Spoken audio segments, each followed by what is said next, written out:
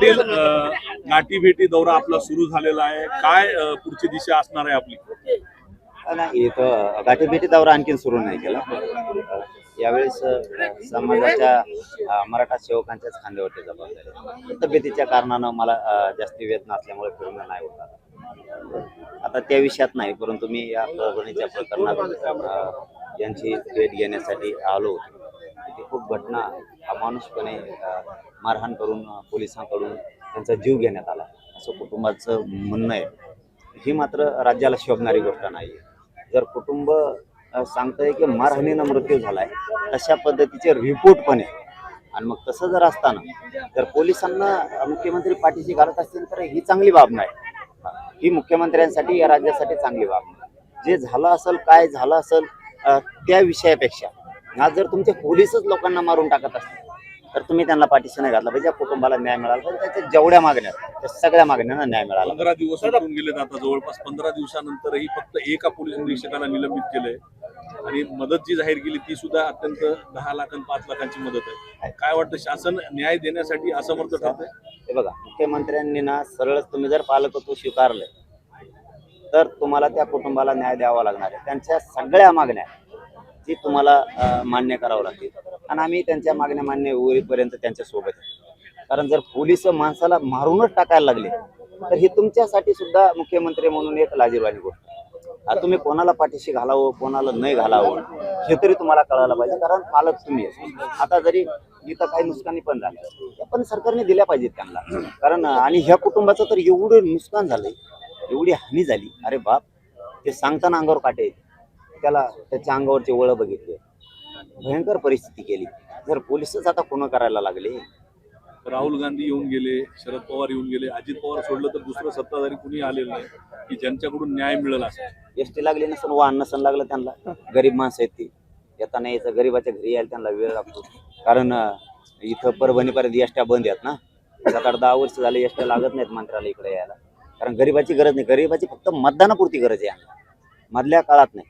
पण यापेक्षाही मी आज जाहीरपणानं मुख्यमंत्र्यांना विनंतीपूर्वक सांगतो की ह्या कुटुंबावरती खूप आघात झाला आहे, आणि पोलिसांनी इतकी मारहाण केली की त्याचा जीव त्याच्यात गेला. आणि जर पोलिस जीव घेणार असली तर पोलिसांना तुम्ही सोडला नाही पाहिजे, सगळेचे सगळे मध्ये टाकले पाहिजे. याचा छडा लावला पाहिजे. त्यांच्या सगळ्या मागण्या त्यांनी मुख्यमंत्र्यांनी मान्य केल्या पाहिजे. तुम्हाला तपासात जर तुम्हाला वाटतंय त्याचा अटॅकनं मृत्यू झाला तर हे शक्य नाही, कारण ते सांगतात की रिपोर्ट आहे मारहाणी झाला. हे अवघड आहे मुख्यमंत्र्यांसाठी. मुख्यमंत्र्यांचे शब्द त्यांच्यासाठी घातक आहे. बीडचंही प्रकरण आपण बघितलं, पद्धत चर्चा झाली त्यांची, कुटुंबियांची, आई आणि भावांचा नेमकं काय आक्षेप होतो एकूण सरकार आणि घटनेबद्दल? त्यांचं असं म्हणणं आहे की सरकार म्हणतंय अटॅकमध्ये, आणि आमचं म्हणणं आहे की आमच्याकडे रिपोर्ट आहे की त्यांचा मारहाणी झाला. आणि ते वळ सांगतात ना, पण ते इतके वळ आहेत त्या अंगावर त्यांच्या. त्याच्यातलं एक लय भयानक सांगितलं त्यांनी की ज्यावेळेस ते पोरं पाणी आणि जेवण मागायचे त्या पोलीस स्टेशनला, त्यावेळेस पोलिस म्हणायचे कोणाकोणाला भूक लागली, आणि मग ज्याला भूक लागली म्हणून ते वर हात करून त्याला बाजूला घ्यायचे, आणि मग त्याला मारायचे, आणि इतकं मारायचे. आणि मग ते आरडून ओरडून पोरांचं झाल्याच्या नंतर मग म्हणायचे भरला का पोट तुझा आता. म्हणजे मुख्यमंत्री साहेब, ही घटना भयंकर आहे बरं. तुम्ही याच्यावर लक्ष घाला, ते कोण होते, काय होते. कारण कुटुंब सांगतायत, म्हणजे ते जात म्हणून एखाद्या वेळेस नाही सांगत, तर त्यांच्या काळजाचा तुकडा गेला, त्यांचं आज लेकरू गेलं म्हणून सांगतायत. जरा ही गोष्ट गांभीर्यानं घ्या. ह्या ज्या गोष्टी घडल्यात या गोष्टीबद्दल गांभीर्यानं घ्या. तुम्ही म्हणलं शेवटपर्यंत कुटुंबियांच्या सोबत असणार आहे. मी तर गोरगरीब राज्यातल्या सगळ्या सोबतच पाटील, बीडची घटना राहणार सुद्धा. बीडला सुद्धा अजूनही आरोपी अटकेत व्हायचे. तिथली कारवाई आणि इथली कारवाई जर बघितलं तर पोलीस प्रशासन आणि गृहमंत्री असतील, मुख्यमंत्री लक्ष खरंच देत आहेत असं वाटतंय का? लक्ष दिलं असतं तर आतापर्यंत आरोपी आले असते. चिलट चालतंय हो हे, यांना कोण विचारतंय? चिमूट भर नाहीत ते. तपास जर जनतेने हातात घेतला ना, मग मुख्यमंत्र्याला गृहमंत्र्याला कळण काय खासका असतं ती वेळ येऊ देऊ नका. कारण मस्साजोगचे संतोष भाईचे तुम्हाला नुसते कॉल डिटेल घ्यायला, कोणी कोणाला मारहाण करताना दाखवले, कोणाला पाठिंबा दिलाय, कोणाला त्याच्यात संरक्षण दिलंय, कोणत्या मंत्र्यांनी, कोणत्या आमदारानं, कोणत्या खासदारानं दिलंय, कोणी काय पाठबळ दिलंय, हे सापडायला 20-20 दिवस लागतात. काय 20-20 दिवस लागतात तुम्हाला? आणि काय त्या कुटुंबाची मागणी आहे ना, दनादन करून टाकायची. का करत नाही? त्याचं फळ यांना भोगावं लागणार. त्या सुट्टीनं आणि कोणाचा बाप येऊ दे ते मॅटर दबून देत नसतो मी. ते पूर्ण बाहेर काढणार टोटल जेवढे त्याच्यात सापडणार. तुमच्या जर चौकशीत तुम्हाला सापडले नाही किंवा तुम्ही सापडलेले असून जर सोडले बंदोबस्त मराठी करणार. पाटील साहेब, तुम्ही सतत हे म्हणताय की तपास जनतेने जर घेतला तर अवघड जाईल. तुम्हाला असं वाटतंय की हे जर नाही झालं तर जनतेचा उद्रेक होईल? मी आता काय म्हणत नाही, पण एवढंच सांगतो, तुम्हाला तपास लागत नसला तर जनता तपास लावणार. शेवटी बाबा माराव कसं याला सुद्धा खूप किंमत. त्याचे अंग सुद्धा बघू वाटत नाही संतोष भाईंचे. भयंकर आहेत. इतका निर्गुणपणे खून त्या राज्यात आणि देशात पहिल्यांदा झाला. त्याच्यामुळे सुट्टी नाही. तुम्हाला आरोपी सापडत नाहीत. अरे चिलट ते तुम्हाला सापडणार काय, मग जनता सापडी. तपास जनतेला घ्यावा लागणार. मी मग जे बोलतो ते करत असतो. मी सुट्टी देत नाही. कारण जर तुम्ही सहज लोकांचे जीव घेत असलात मुख्यमंत्री आणि गृहमंत्री म्हणून सहज तुम्ही जीव घेणार, कुठं पैसे देणार किंवा कुठं नोकऱ्या देणार, जीव गेला नाही मिळणार कधीच. ते आरोपी अटक नाही होणार. ज्यांच्यावरची नावं घेतली जाहीरपणानं कुटुंबानं ते तर मध्येच पाहिजे. मग ते कोणी पण असू दे, कोणत्याही पदावर असू दे, शासनाच्या पदावर असू दे किंवा तो मंत्र्याच्या पदावर असू दे किंवा तो सरकारमध्ये असू दे, नाही तो कुठं असू दे, तो गेलाच पाहिजे. हे मुख्यमंत्र्याचं काम आहे. नाही गेलं तर याचा परिणाम तुम्हाला राज्यात भोगावा लागणार आहे. मी तर सोडणारच नाही. दादा, कोण वाचवते बीडच्या आरोपींना असं तुम्हाला वाटते? आता सरकारच म्हणायला लागलं ना वाचवतंय. सरकारमधला कोण वाचवत? अरे सरकार मधले वाचवत म्हणजे सरकारच सगळं त्यांचंच आहे. सरकारच त्यांचं आहे दादा. जर तुम्हाला साधे कॉल डिटेल निघत नसले, जर तुम्हाला निघत नसले संतोष भाई यांचे, कोणी कोणाला मारलं, कोणी कोणाला फोन करून सांगितलं, नंतर पोलिसांना सोडून द्यायचं सांगितलं, हे जे प्रकरण आहेत आता उघडे पडलेत. आणि आता तर इतके पडायला लागलेत की ज्यांच्यावर 10-15 वर्ष 20 वर्षापूर्वी अन्याय झाला होता ते सगळे बाहेर निघायला लागले.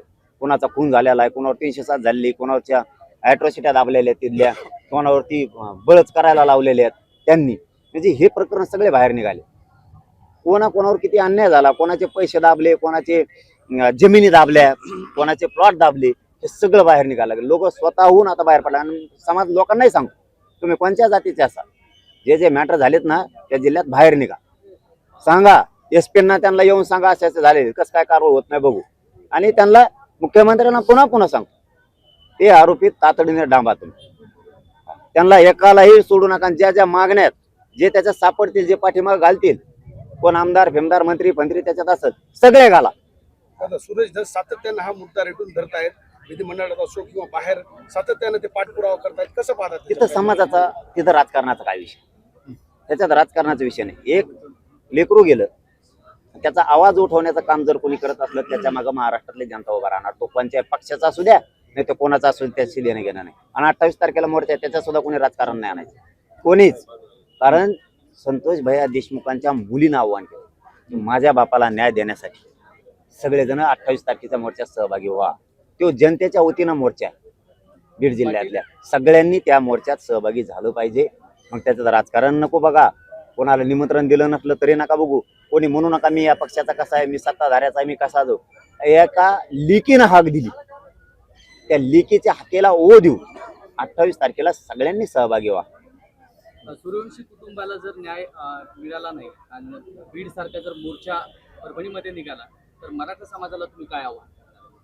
हे बघा, आता मुख्यमंत्री या मागण्यावरती काय करतात, मी तर आज उद्या किंवा आजच गाडीत बसलं कीच बोलणार आहे. सरकार ते बोलतो का नाही ते मीडियाला सांगणार आहे. पण मी हे आत्ताचं कथन सगळं अगोदर सरकारशी करणार. मला आधी त्यांच्याशी बोलून द्या, मग आपला दणका पुढं असतो. परभणीच्या घटनेवर बोलणार तुम्ही मुख्यमंत्री? मग का नाही बोलणार? आणि मग कोणाशी बोलायचं? तामिळनाडूच्या मुख्यमंत्र्याशी बोलू. हे काय आलंय तिथं? हे कशाला आहेत? हे काय नुसते खुर्च्यावर बसायला दोन्ही विमानाने हेलिकॉप्टरने हिंडायला? हे प्रश्न गरीबाचे सोडावच लागणार आहे. आणि त्यांना रोज जर जनतेचा अंगावर घ्यायचा नसला, मग त्यात शेतकरी असेल, दीनदलित गोरगरीब दलित बांधव असेल, त्याच्यात मुस्लिम असेल, तर वारकरी संप्रदाय असेल, त्यात हिंदू असो, कोणी असो, गरीबाच्या मदतीला मनोज जरांगे जाणार. नाही सोडलं की घोडे लावणार. धन्यवाद. एबीपी माझा, उघडा डोळे बघा नीट.